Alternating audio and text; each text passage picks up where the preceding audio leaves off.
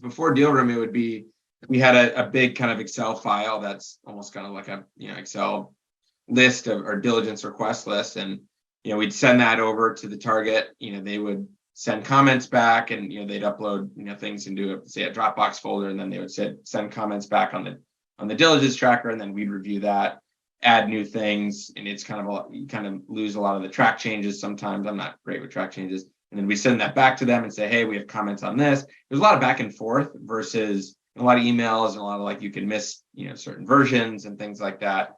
Versus here, we're constantly communicating kind of all on the same platform. And then everybody internally, so all my internal teams, say finance, IT, HR, they can all see the back and forth between either myself, someone from my team, and the target company, so that they don't need to ask me the same repetitive questions over and over again.